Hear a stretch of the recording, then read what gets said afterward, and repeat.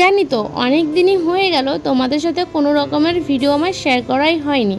তো যাই হোক, কেন শেয়ার করিনি অবশ্যই তোমাদের জানাবো। আর এই যে দেখো, একটা খুব সুন্দর রেসিপি করতে চলেছি জানো। আমি নিয়ে নিয়েছি 1.5 কেজি মতন দুধ নিয়ে নিয়েছি। তো ফুল ক্রিম দুধ নিয়েছি, আর দুধ দিয়ে খুব একটা মিষ্টি জিনিসই হবে, তোমরা হয়তো ভেবেই নিয়েছো খুব একটা মানে সুইটই হবে। তো কি সুইট হতে চলেছে মানে জানতে হলে তো ভিডিওর সাথেই থাকতে হবে। তো এই ভিডিওটা না জানো, এর আগে আমি একবার পোস্ট করেছিলাম, হয়তো গান দিয়ে করেছিলাম না, ভিডিওটা না কপিরাইট চলে এসেছিলো। তো আমাকে ডিলিট করতে হয়েছিলো। তারপরে এবার ভাবলাম ভয়েস দিয়ে দেখি কি হয় ভিডিওটা, কেন কপিরাইট এসেছিলো আমি বুঝতে পারছি না।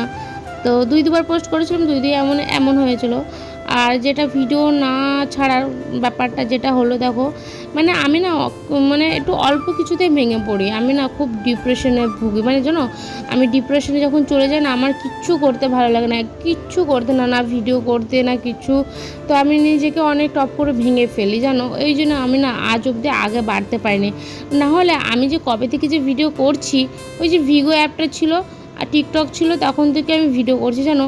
আমি যদি কন্টিনিউ ভিডিও করতাম, আজ এতদিন আমি কোথাও না কোথাও দাঁড়িয়ে পড়তাম, মানে একটা প্ল্যাটফর্মে তো আমি দাঁড়িয়ে পড়তাম সাকসেস তো পেতাম।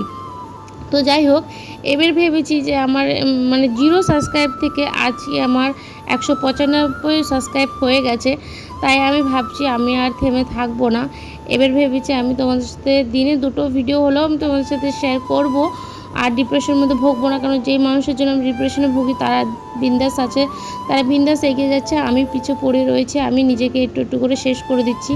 আর আমি নিজেকে শেষ করব না, আমি নিজেকে একটু বাঁচানোর চেষ্টা করব। আর সেটা হলো ভিডিওর মাধ্যমে, আমি ভিডিওর মাধ্যমে নিজেকে ভিজিয়ে রাখবো। তো যাই হোক, এই যে আমি আজকে বানাচ্ছি মিষ্টি, এতক্ষণ তো তোমরা বুঝতেই পেরে গেছো। তো জানো আমি না রসগোল্লা খেতে না খুব ভালোবাসি, আর আমার না খেতে খুব ইচ্ছা করছিলো। আর দিল্লির রসগোল্লা আমার মোটেও ভালো লাগে না, তাই ভাবলাম আমি বাড়িতেই বানিয়ে নিই। কলকাতার রসগোল্লা তো দিল্লিতে পাওয়া যাবে না, তাই দেখো আমি বাড়িতে বানিয়েছি। এই নিয়ে আমার 3বার রসগোল্লা বানানো হয়ে গেল। তো রসগোল্লা দেখো একদম টুইটমোর হয়ে ফুলে উঠবে।